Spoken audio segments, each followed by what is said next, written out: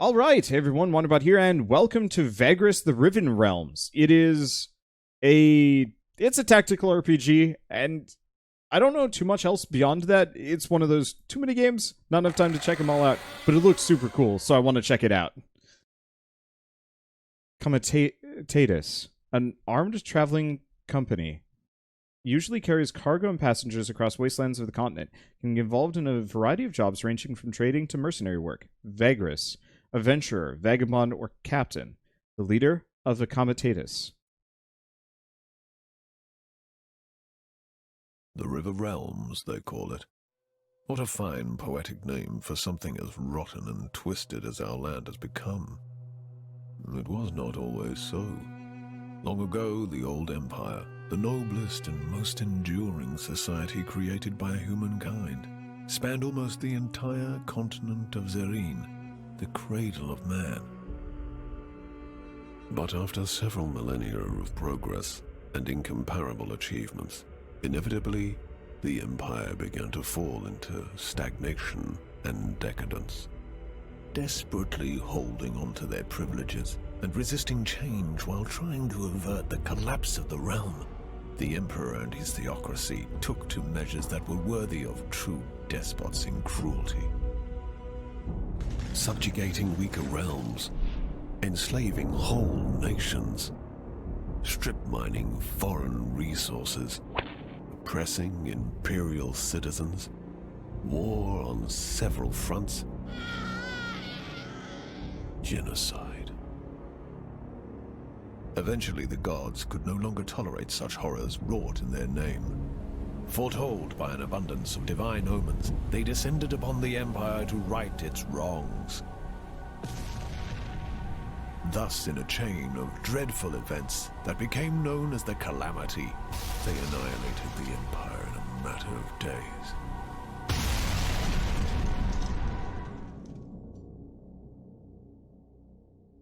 The gods then finally saw what they had done in their anger and confusion. It is said that so much grief and shame filled them that they were broken, and they left this reality, never to return.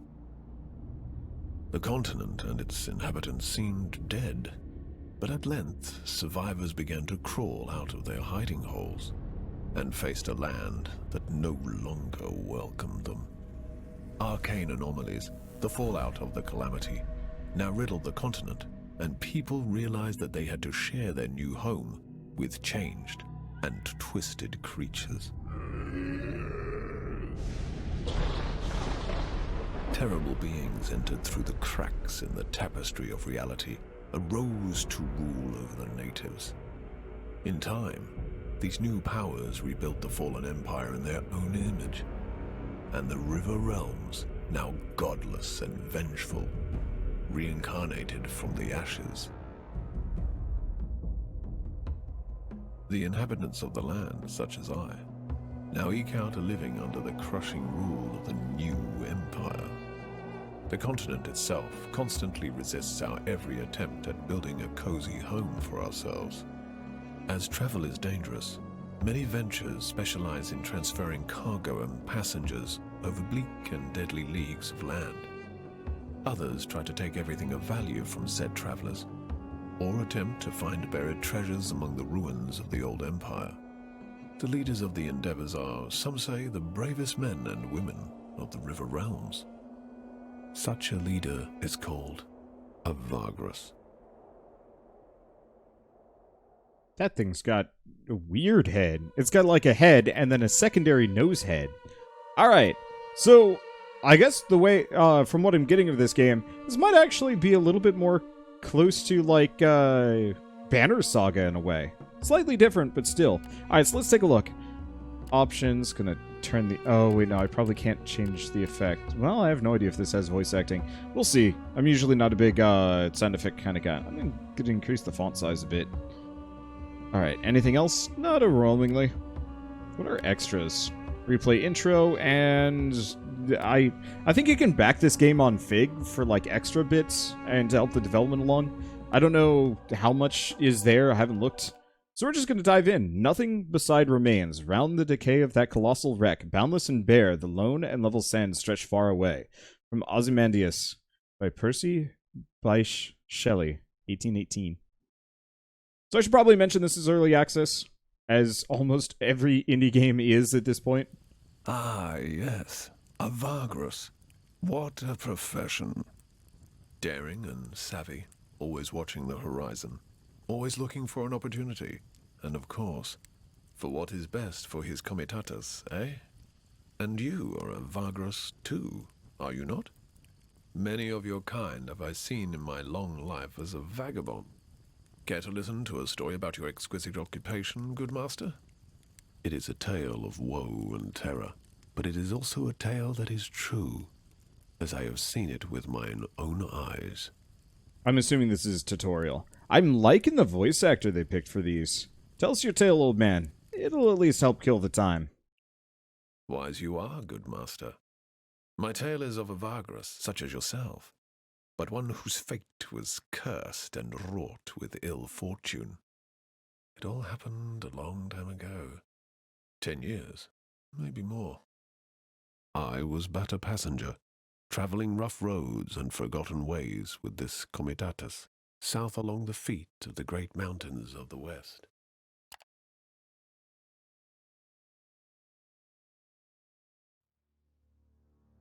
This comitatus I speak of had fallen under hard times. Perhaps it was due to imperial harassment or unfortunate decisions, or simply bad luck.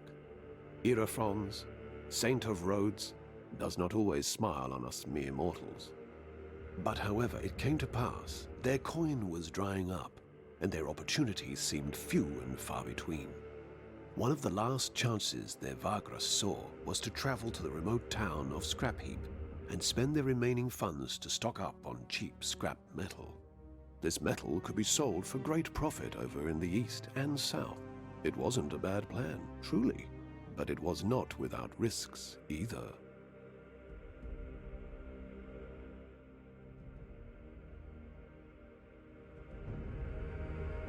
Welcome to Pilgrims of the Wasteland, a standalone story of Vagrus, the Riven realms. It serves as an introduction to the setting and also as a tutorial of the game. It behooves you to read the tutorial text. And I increased the size of the font and it's still super small. Anyway, follow the instructions to gain a better understanding of how the game works. That icon can be used in the tutorial windows to show what the section is referring to via pointer. Note, you have to be on the right UI screen for the pointer to appear. Gosh. My dyslexia is not having fun with this right now. Although Vagrus is an open-world game, due to Pilgrims of the Wasteland being a tutorial, it progresses along a narrow guided path in the beginning and opens up only later after the core mechanics have been introduced. Okay, so movement, supplies, cargo, morale, vigor, money. Campaign screen, your comitatus traveling company always occupies a node and moves between nodes through paths. Moving along paths costs movement points, indicated next to each path. Every in-game day, you have a number of movement points to spend before you need to camp.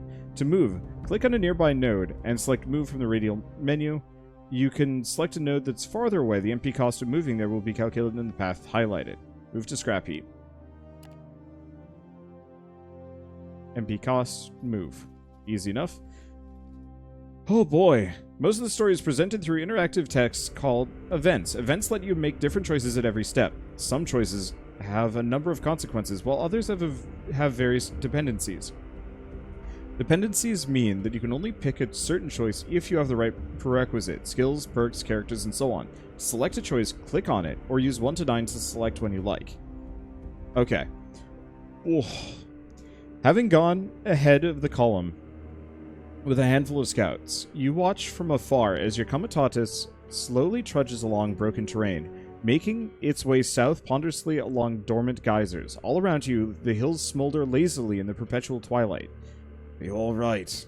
Javik's voice resonates with sympathy as he appears next to you on the ridge. You nod slowly, but do not look at him, your gaze lost in the distance where ash cloaks the horizon and the towering mountains to the south and west. You turn to your comitatus? Yeah, it's probably comes. And note his supportive smile. You and Jalvik have been traveling the realms together for years now. There's no person in the world you trust more than you trust him, except perhaps yourself. I know that you feel your hands are tied, but like I said before, you made the right choice by leading us here.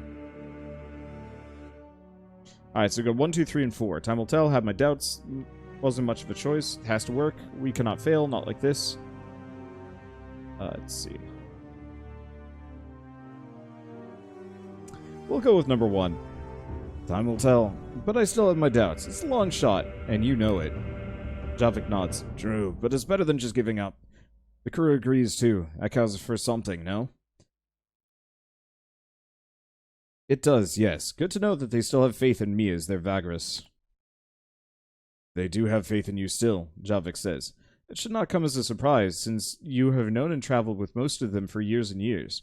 Some founding members of the Comitatus you could trust with your life. But you have heard stories before about Vagri who have been abandoned for less. Times being what they are, Javik trails off. The Imperial's cracking down on us independents more heavily than before. Business is tough. Everyone knows. They appreciate your efforts to keep us floating. Our plan ought to give us another chance. The plan. You talked to your traveling company into this a few weeks ago, but with each step towards the western mountains, more and more of them have started to have doubts. Such is the way of the road, perhaps. The plan involves a desperate attempt at squeezing a low-selling price for metal bits out of an old contact of yours in the town of Scrap Heap. Stocking up on said metal by spending your remaining coin and bringing the cargo down around the Molten Tongue to Devon via Avernum and Ash. There's a shortage of metal in Devon, and you know several buyers who would give a pretty price for your goods if you can only make it there before many others with similar cargo do. Such contracts are the boon of the long decades spent on the road. But even if Narbo, the villain, gave you an agreeable price in Scrap Heap, the road is not without its perils. Sneaking through the gap between the dead forest and the Molten Tongue is inviting disaster. So it is not a path many Vagri would risk. And of course, if this fails, you have utterly run out of alternatives. Think Narbo will help us out? Old Scavenger was never famous for his goodwill. Davik wonders.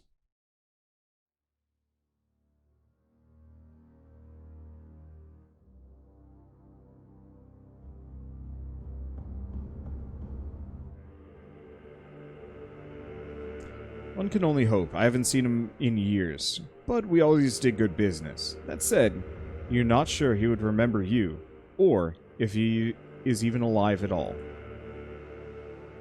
Oh, when text in an event is highlighted in pale blue, it means you found a codex entry. Clicking on it. Oh, so we've got the dead forest. Oh boy. This is a lot of lore. I think this might be too much. Codex is a collection of entries you can find throughout the travels. This is awesome. Just maybe not for me. Oh gosh. Yeah, look at this. We have so much too. Like, oh boy. This seems like the perfect kind of game for somebody that really likes to read all of the lore as you go by. And I really appreciate that. From a recording perspective, it's going to destroy my voice in a hurry. I'm not even sure if we're going to see more than one fight in this, but at the same time, I'm liking what they're doing. Okay. I'm sure such sleazy bastards as Narbo would remember all the business they've ever done. Vagrus. Javik rubs his chin absentmindedly. Seeing this expression of his too often not to realize he's using his sorcerer's talents to read your mind. Taking a peek? Apologies. Javik rubs his eyes quickly and looks away. You know how it is. It comes to me so naturally that sometimes I don't even notice I'm doing it. Your thoughts are loud, Vagrus. Actually, I have to block them, you see. After joining your Comitatus 6 years ago, Javik proved to be an invaluable asset. Not only does he sense moods and thoughts around him, but he's also able to subtly manipulate others when he focuses his inner energies. It comes in handy when doing business. And then there are his other perks. A few times you saw him shatter the minds of men and beasts who tried to kill him. Not a pretty sight, but a very effective deterrence. Yet, because he is not a trained sorcerer, at least not in the traditional sense, his abilities are somewhat difficult to control. You become accustomed to his impromptu thought scans, while others find it less bearable to be around him. For this reason, he has kept his abilities a secret for many years overall. But you can't keep a secret such as this for long in the close-knit community of a Comitatus. Especially not if you keep bursting minds and knowing things you shouldn't. So, there are only a handful of your Komes who put up with being near him for any length of time. But even so, he has not probed your mind in years. Certainly not on purpose, neither by accident. Perhaps he is less in control now, which suggests he is more on edge about this whole trip than he lets on. Apology accepted, and you manage a faint smile. Let's return to the others and push on. Still a day's travel ahead of us. Both of you head west to join the column. You go back to the Comitatus. As we were coming up to the gates of Scrap Heap, this trash pile town of cutthroats and scavengers, we could see the vast mountain ranges of shattered Bivanda Thar looming ominously over the horizon, half shrouded in the gaseous vapors belched forth by the volcanoes in the far west. My companions prepared to do their business in town as fast as they could, not wishing to tarry in this notorious place. Bets on him being... was it Javik? I think so. He's got a similar brow.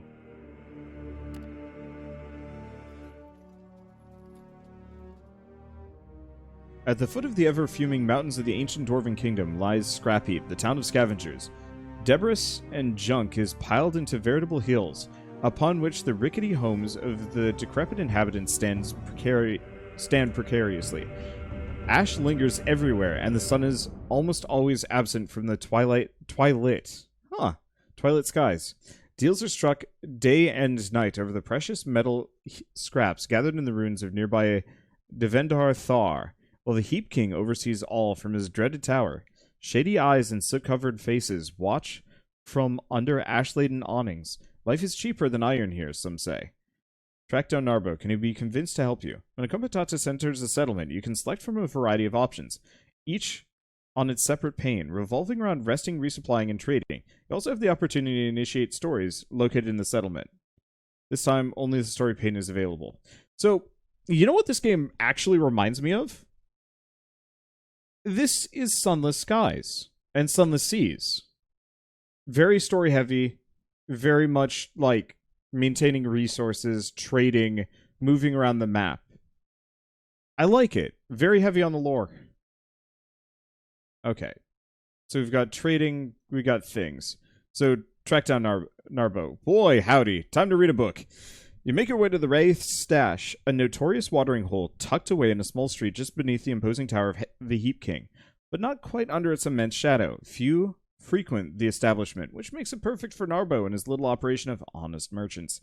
Apparently, the knave is not only alive, but has done well for himself in the past decade or two. Taking only Javik, you leave the Comitatus to the care of Titus, your quartermaster, while you're gone negotiating. Ash is flitting from the black sky as you cross the street and nod to the bouncer of the Wraith's Stash. You give him your sidearms quietly. Rules are rules, at least as long as they can enforce it. Yet, they have the courtesy of allowing you to keep your dagger. And of course, they have no idea what Javik is capable of, should it come to a scuffle. Not that you expect such a thing, but with Narbo, one never knows. Though, you've told your crew that he and you go way back. The entrepreneur is a capricious and manipulative man, with whom you did not part on the best terms. Does he remember that? Surely. Could he be persuaded to take your proposal? Who knows? Your eyes slowly adjust to the dimness of the tavern's interior. Only a few candles and a lamp at the bar illuminate the common room. Shadowy faces turn towards you to observe you through the smoke. The bartender, a thick-set man in a dirty tunic, is chewing tobacco serenely. Above the bar hangs the skeleton of a large heap lizard on display. Narbo is sitting at a table in the back, his bodyguard half hidden in the darkness at the wall behind him.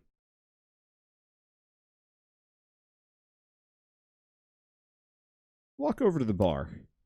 Bartender stifles a belch and nods his greetings. What can I do you for? The way he grabs an earthenware mug suggests it would probably be best to order something. You glance at Javik briefly before paying for 2 rounds of a local mushroom brew called Ash Tongue. It's somewhat less loathsome than you imagined. Leaning over your drink, you quietly tell the barman that you're here to see Narbo. How are you now? He's doing calculations, and he don't like to be bothered when he's doing calculations. He indicates Narbo at the corner table with a nod. The entrepreneur is indeed busy poring over a stack of papers and fiddling with calculus. Wait until he's done with his papers. At least you can finish your beer. You chat with the bartender while sipping your beer. Most of it is boring small talk, but when the conversation turns to a discussion of local prices, you notice Javik's stern expression and the small hand gesture he makes. This is a signal you two have been using for a long time now, indicating that he's gleaned something from the man's surface thoughts. When minutes later the bartender goes back to check on the kitchen, Javik leans closer. Apparently, there's a supplier of meat and mushrooms that has a surplus on his hands and he wants to get rid of it quickly. You can't help but smile and nod. This could save you quite a lot of coin. Also, your friend Narvo seems to be having some trouble with a package. In his mind is a constant frustration in connection to the Heap King. You nod to Javik and notice how the sleazy merchant has stopped fiddling with calculus and is now looking at some papers listlessly. It's time. Walk over to Narbo's table. The entrepreneur looks up from a stack of papers in front of him and rubs his eyes. Narbo is a corpulent man, with a bushy dark beard and a few missing teeth. Part of his face is covered in scars similar to those left by old burns. That, coupled with the withered and mutated left arm that hangs limply at his side, it is a clear indication of the taint. The merchant wears a leather jerkin, studded with small bronze and bone coins, a sign of wealth and boldness. His bodyguard, a lithe man with tribal tattoos and an outfit made of leather, moves his hand calmly to a spear that leans against the wall. Narbo's mouth falls open as the spark of recognition flares up in his eyes. No wonder it's been 10 years. The heck, mate? He blinks. I thought you croaked. People, Narbo waves his good hand around and looks at his bodyguard. Told tales of your demise. The man finishes his sentence. Oh, I see, bodyguard. Told tales of your demise. The man finishes his sentence for him as the merchant nods vehemently. The business with Karnak Outpost in the storm. Narbo adds. You tell him that you're indeed at Karnak when the terrible arcane storm struck. You describe the horrors of that night briefly. You add how many of your original comitatus died there, close friends, old traveling companions, but you walked away unscathed. This was years ago. Sheesh. Iron Irathons looked after you something fierce, eh? Narbo chuckles heartily. But I'm sure you haven't come to reminisce about good old times, eh? His predatory smile makes you cautious, even though he invites you to sit down with a casual wave of his meaty hand.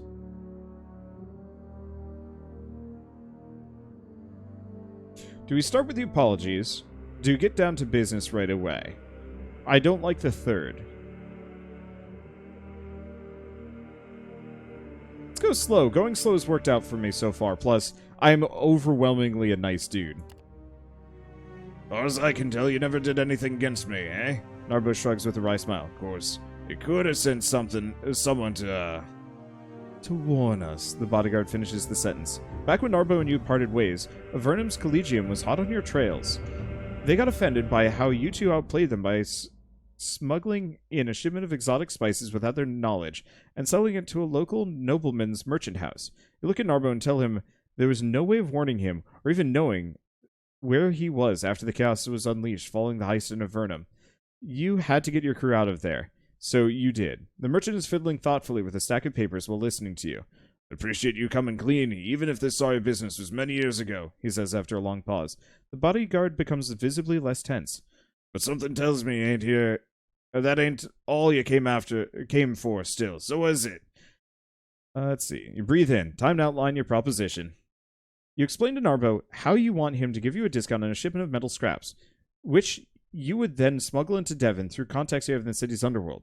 The profit on the shipment would be quite exquisite. You do not name your contact, but divulge enough of her that the plan looks solid. Buyers, you say, are lining up, expecting the shipment soon. Narbo sits in silence, eyes fixated on the table, as if listening to some noise from afar. He does not cut you off at any time during your proposition. At length, after you're done, he looks up and gives you a weak smile. That sounds like you've been thinking a long time about it, he says as he shifts in his chair. It's a great plan, except for the part where I give you a discount for you asking and not much else. And I don't do that, mate. That would make me, an almoner, the bodyguard adds discreetly. That a word? Narbo looks up at him. When the man nods, he turns back to you. Aye, an almoner, you see. I'm no almoner. You gotta do better than that. What you got for me?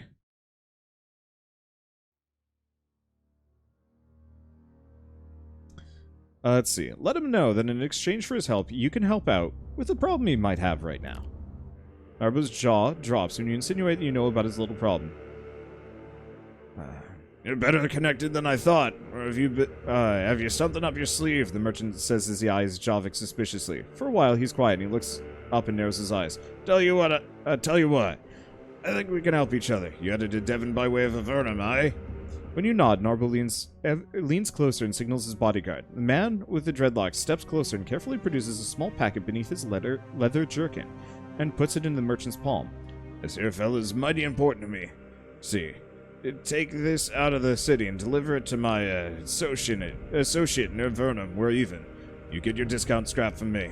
The merchant offers you the package. Javik draws in breath before he could speak. Narbo interrupts him. And before Pretty Boy here asks, no, I won't tell you what's in it, and don't even think about opening the package. I can say is it ain't dangerous to yourself, but you might want to keep it hidden from the damn militia of good old Crapheap. You take the package. The way Narbo glares at you makes it clear you have no other choice. This might just be the opportunity you'd hoped for. The package is small enough to fit in your palm, feels very light, and is wrapped in fine leather. You pocket it after briefly observing it. You'll be looking for a man named Scornar in Avernum. He ain't to be trifled with, either. Just tell him I sent you and you'll be fine. You can find him or his men in Lavinia's watering hole most of the time. Give this little fellow him and him only, understand? After you assure him you do, Narbo instructs you to give him an hour.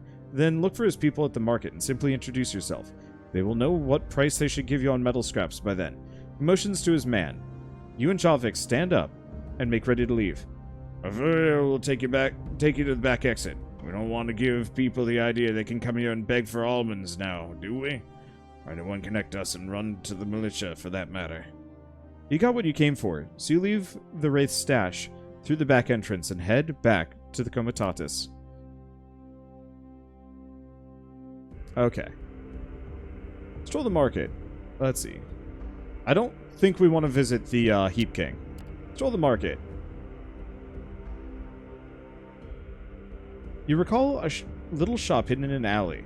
Its owner used to peddle dwarven curiosities. Perhaps it's still there. Oh, right. I should probably read this. I'm starting to lose my voice, and I'm really worried we're not going to get to dialogue, which is my... Or, not dialogue. We're not going to get to combat, which is my one concern.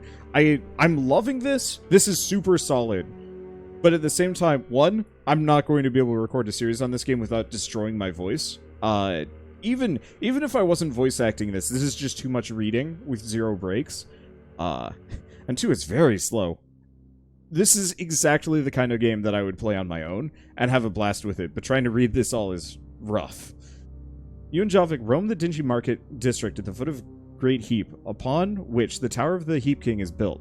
Ash-covered awnings and dirty stalls line the labyrinthine streets, stiflingly narrow alleys and tiny squares adding to the general confusion. Sometimes it's difficult to tell a shop from a dilapidated home for a good reason. Most people who live here are also merchants to some extent, even though the Heap King's militia is there to keep the peace. You can't help but notice all the shifty gazes from the deplorable types aimed at you. Alright, Dwarven Curiosities, let's check this out. Okay, success 17 to 70? I don't even... Okay. Small shop is there at the end of the Serpentina Alley to the south side of the market district. Standing outside, you notice how it is in much worse shape than you remember. Inside the decrepit scrap shack is an equally unkempt young fellow who hails you with a jolly smile. The shop looks empty. Short conversation reveals the youngster is the son of the man who used to run the place. His father never came back from a forage into the Dwarven ruins a few months ago. Unfortunately, I don't have Dad's expertise on dwarves.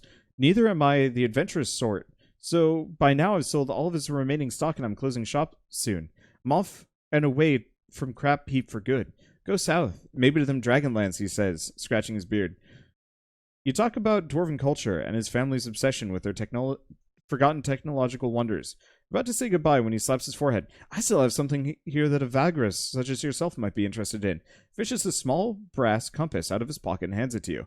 It's masterwork, no doubt. Sporting runes and detailed etchings on the sides. A fellow's willing to sell it to you for a token price. Yup. You and Javik... Okay.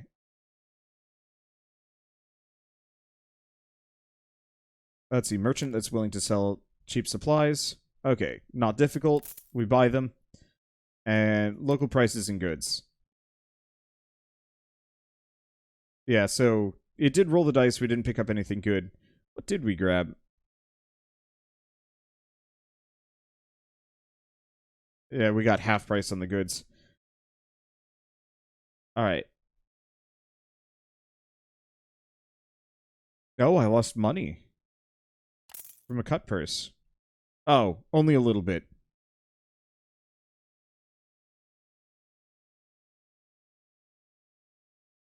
Okay. Do I have to?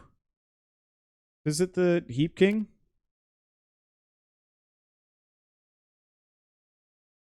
I don't want to visit the Heap King. Walking up to the Great Heap to the immense tower is a daunting task. Up on the hill, it's even more difficult to breathe than in the ash-choked city at its feet. A hot wind blows from the south. Every step is slow torture. By the time you reach the gates of the tower, your chest is heaving, and you keep coughing up soot. Before you rises the tower of the Heap King, ruler of this trash pile of a town. The whole structure is cobbled together from scrap, with the lower levels covered in metal sheets. A huge bonfire of yellow-white flame burns on its topmost level, day and night. A beacon from the scavenging teams to follow home. Looking nigh impregnable, fortress has only one entrance. A small group of guards sneers malevolently as you approach. Better turn back if you have no business here, vagabond. The ranking gatekeeper says from under a mask attached to his bronze skull cap.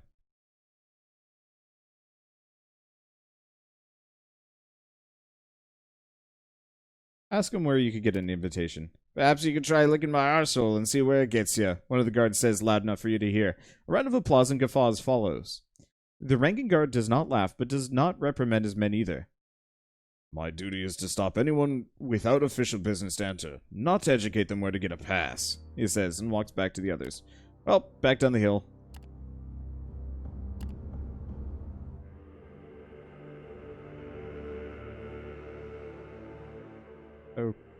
Okay.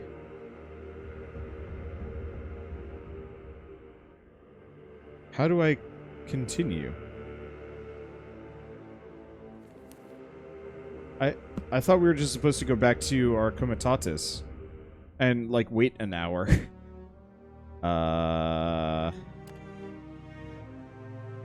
Ask them for directions. I am lost. Okay, back up to the tower. Nope.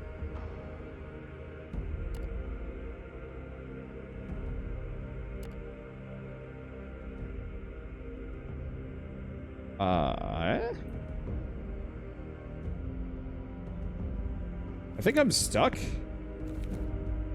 Because that's the book.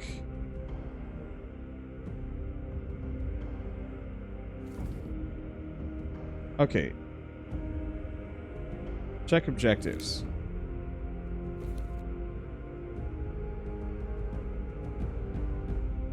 So, buy 24 scrap metal at the market and have at least 800 supplies.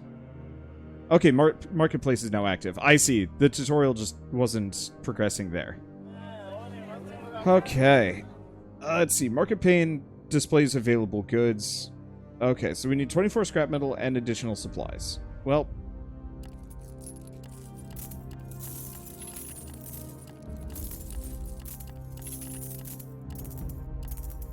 And how much supplies do I have? Looks like I have 250. Or not 250. Oh. Okay.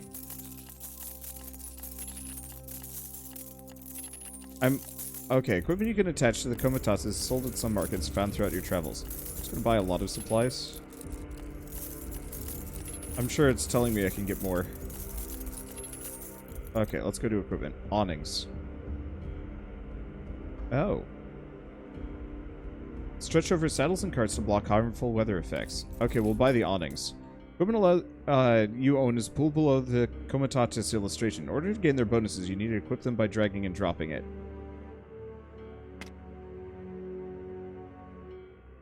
Okay. Items. The third type of cargo do not take up cargo space and are not equipable. Used and traded in certain events. You can switch panes. Got it. Click on the arch.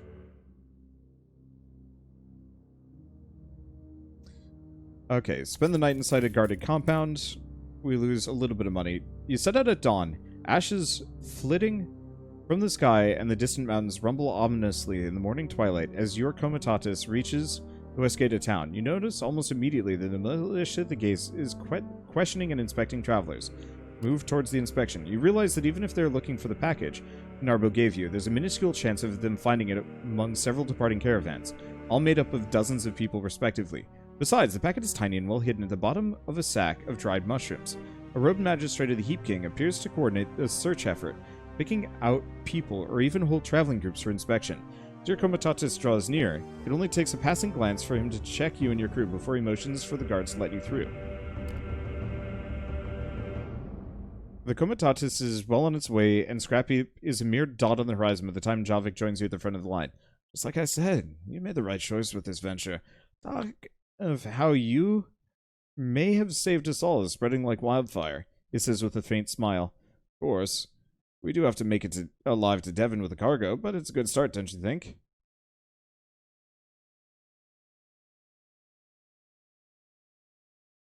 Agreed. There may be hope left for the comitatus after all.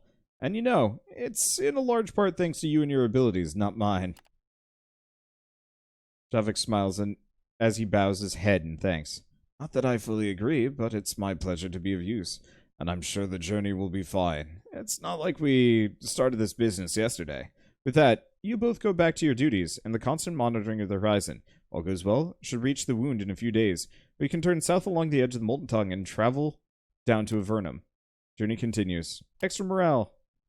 Okay. Progress is saved at checkpoints whenever you leave a settlement.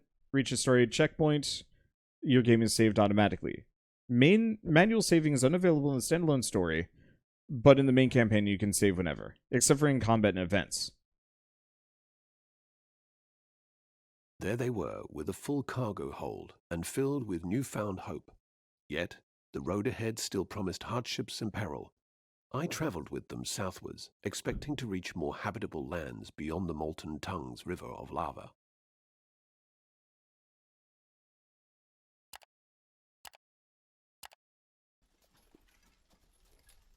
Crew management is now available.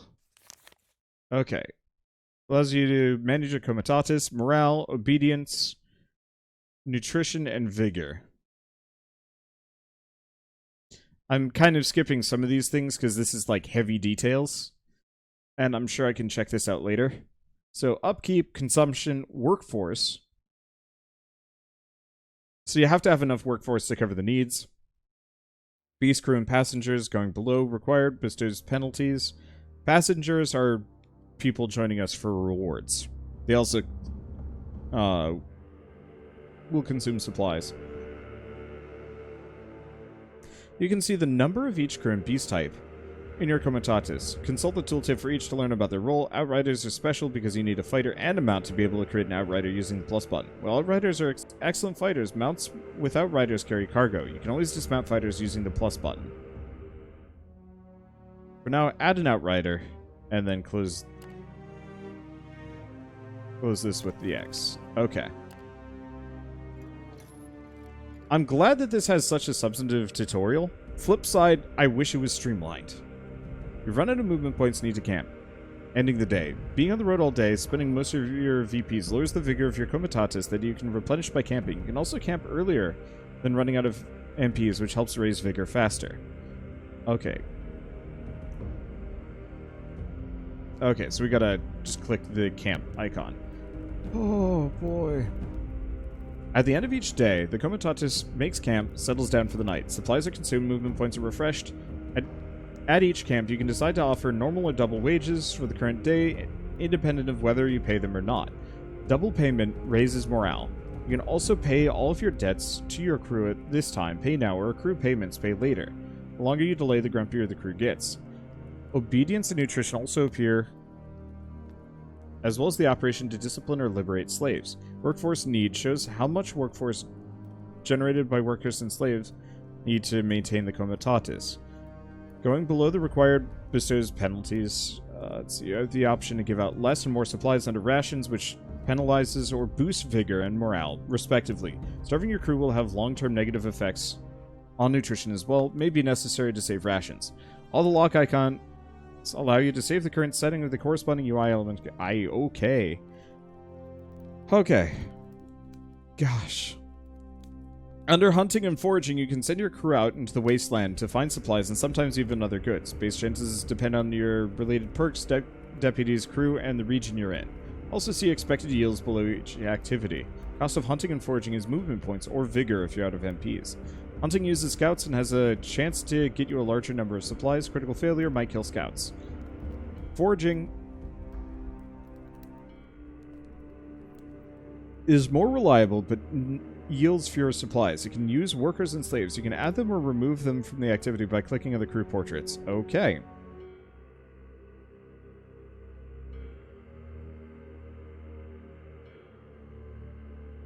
Boy. Summary of what happened to your crew that day can be seen on the right. You can also talk to your companions.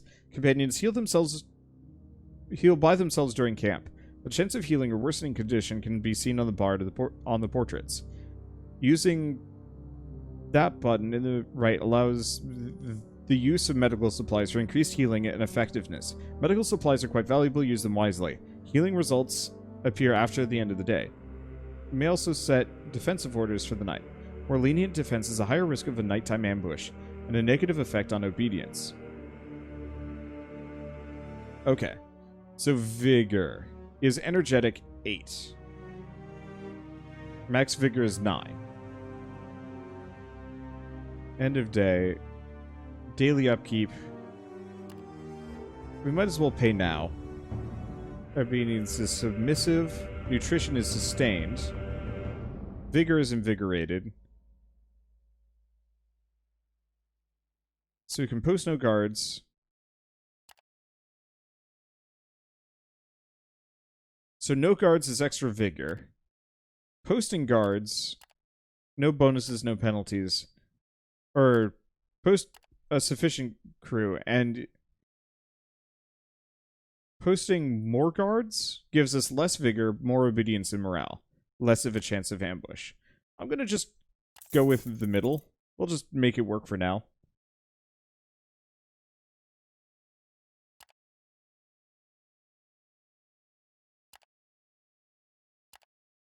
So if I move here, I got 4 more movement points, but if I go here, we can try hunting.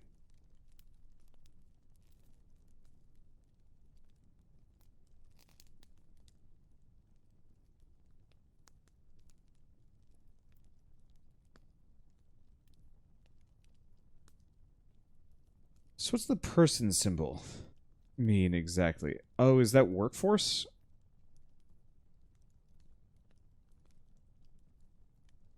Okay, I'm going to try that. See what kind of supplies we get. So we get a critical success on hunting and a fail on foraging. After a long day's march under the bleak skies and harassed by hot winds, the Comitatus finally settles down in a wide ravine. After taking care of camp chores and checking on all of your comes, you go to your tent and tuck in for the night. There are benefits to sleeping out in the wasteland. The silence is quite calming, tranquil even. Only the murmur of the distant fire-belching mountains, the whisper of the wind, and the occasional groan of your beast can be heard, except something else is making a muffled noise you do not recognize. Your eyes flick open. Something's wrong. What in Tartarus is it now? You rise to check it out. Leaving your tent and passing the sleeping beast, you are just about to call to your guard when you stumble upon a large quadrupedal creature covered with fused bone protrusions, munching on supplies scattered across the ground, evidently from a torn-open sack lying nearby. The creature is a Jakra, a wasteland scavenger that hunts in packs. Before you can utter a word, the monster charges you, and out of the shadows, Morven leaps at it, tackling it aside and cutting its hide with her bone axe. In a follow-up swing, you breathe out, realizing she has probably just saved your life. Javik runs up to you as the creature backs off and lets out a long howl. There's more of these accursed things, boss. Must have sneaked past the perimeter guards. They're trying to chase them off, he blurts out. As he does, you can hear yelling and the sounds of battle from around the camp. The wounded Jakra is joined by another one from behind the cargo pile, and 2 of them start circling you. Javik steps beside Morwen, and they get ready to fight. Alright, combat, finally. Oh, it's like this. Companion combat is turn-based, where 1 to 6 enemies fight against your team of 1 to 6 companions. You can use the skills of your companions to defeat enemies, protect your companions, set up yourself up in advantageous positions on the combat board. Companion combat is made up of rounds. Each round, all the participants take turns to act, and when everyone's had their turn, the current round ends, the round is started. This goes on until either you or your companions are defeated. Combat board is divided into 2 sides, friendly side left, and enemies on the right. Melee row, back row. Each row is 3 positions. Certain skills can only be used. Got it. Begin fight. The order in which combatants will receive their turn is according to initiative. Got it. I'm trying to go a little fast. This is pretty long. Melee skills can only be used from the front row. They can only target the row of enemies that are adjacent to the attacker's position or back row enemies if no front row enemy blocks them. Because of these rules, positioning in melee is paramount. All characters can move to any adjacent position on their own side. If they move to a position that's occupied by another character, that character is pushed out of the position it occupies and has to be moved to an adjacent freeze position, even if it's the one that the other character just left. Not only do characters in the front row prevent melee attacks against characters behind them, but also make them more difficult to hit with certain range skills. When you want to move, okay.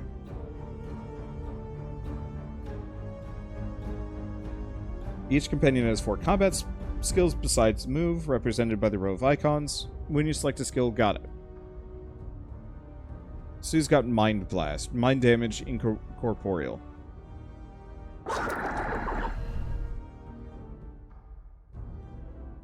Morwen's skills include options to push front row enemies back, pull enemies to front row, got it.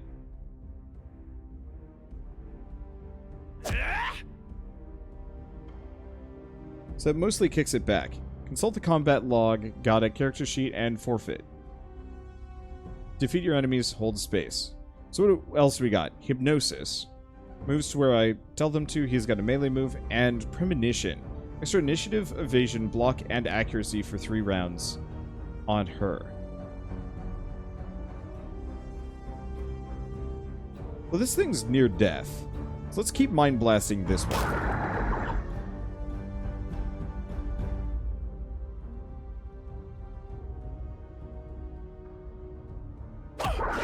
Now, here's a thought. If this thing has to be in melee range, can I just bully it into... Yeah, so it has to move every single time. Well, that makes my life easier. I'm not sure if I'm going to be able to hit it. Okay, so it did hit her.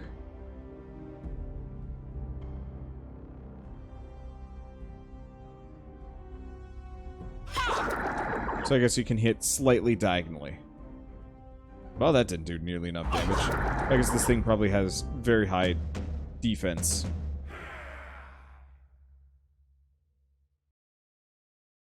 The 2 Jacra lie dead at your feet. Morwen wipes the foul-smelling blood from her axe blade as a guard arrives and talks to her. You okay, boss? Javik pats you on the shoulder. You nod, turning to Morwen as she approaches you.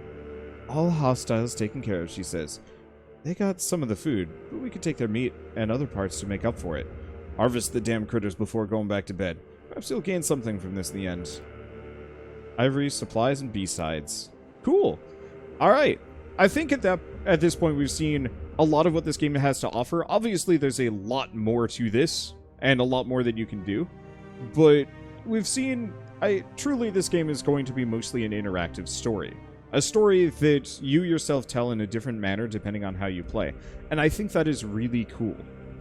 I don't think that's going to be particularly great for me, as I can already feel the strain on my voice. Some amount of it is voice acting, but honestly most of it is just reading aloud.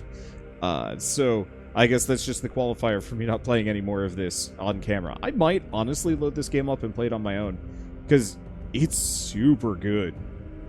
I love the visuals, I love the storybook elements to it, the writing is fantastic, the mechanics seem complex and interesting enough to truly keep my interest. I will say, it might be a little bit too complex, to some small degree.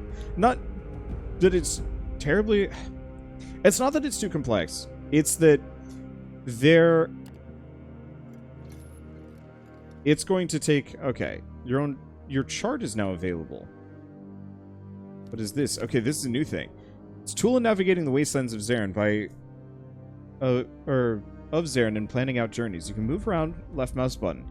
Okay, any discovered settlement or point of interest can be marked by clicking on the icon. Okay, so we're here. We're going from Scrap Heap to Avernum.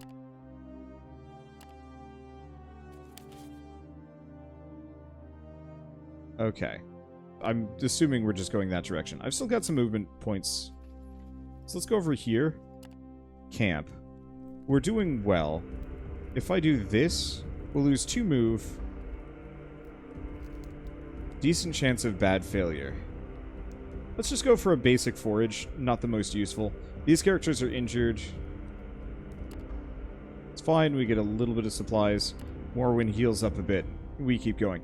But yeah, the only reason why I'd say it's a little too complicated is because, gosh, trying to go through that tutorial takes some doing. Forced March allows you to move further than your maximum movement points. I'm assuming it costs vigor and morale. But I don't want to do that. I'm kind of hoping I can get to Avernum. Oh, and yeah, this whole map is illustrated not only in the chart, but as like an actual thing. I almost feel like they probably used this as a sketch. And that's the wound. Neat. Well, we will... Oh, wait. I didn't actually finish camping. Can I not?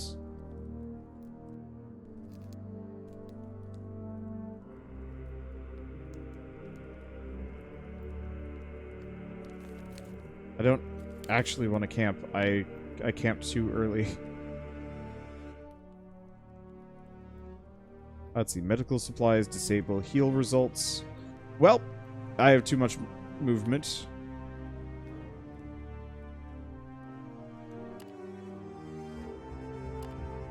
Okay. Yeah, this tutorial stopped me early, I think. I think that's what happened.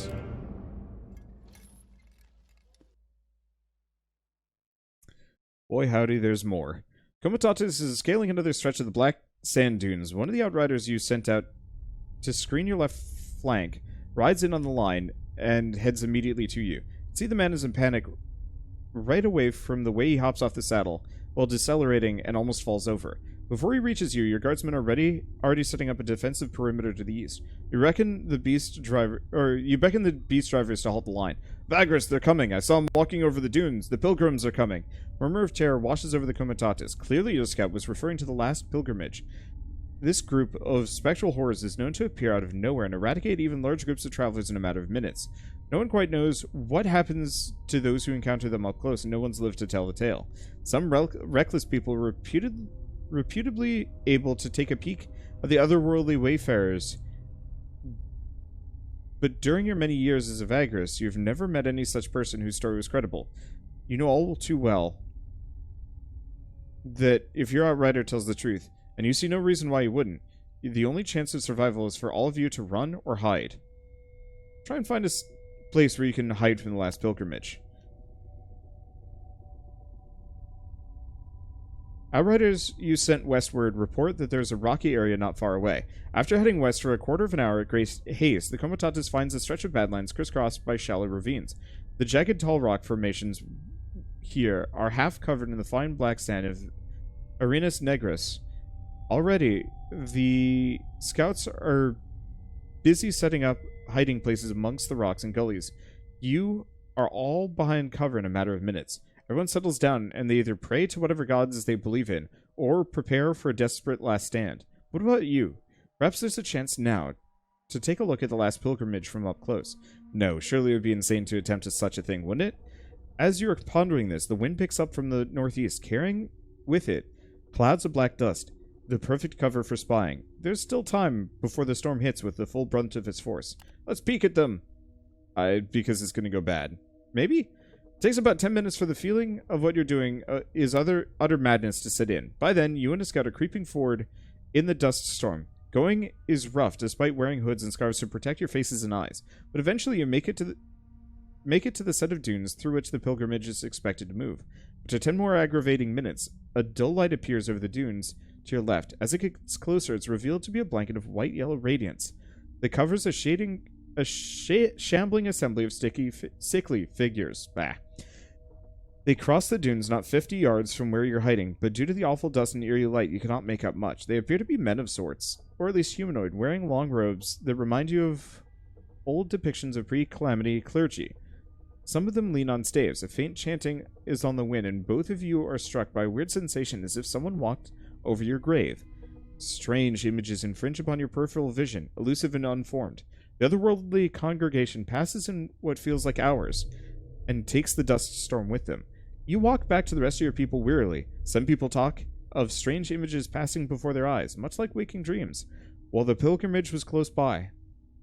The comitatus digs itself out of the black sand and dirt ponderously. You're ready to depart in half an hour. Most of your comas are hushed and keep a wary eye on the horizon, and on you for days to come. Sooner you leave, the better. Reduce morale, reduce movement. Understandable. Neat game. I really like this. It's out on Steam now, and there's a Fig campaign that I guess you can fund into. I'll leave a link to it. I'm not going to take a look at it too much.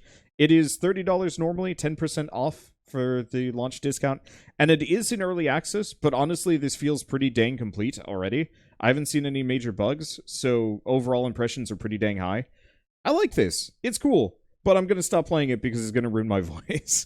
So, if you guys like this video in any way, shape, or form, leave me a like, helps more than you know. And if you want to see more random minigames, I have dozens of them almost every week to check out. So stick around for those and hit subscribe. And I guess with that, thanks for watching, and I'll see you next time.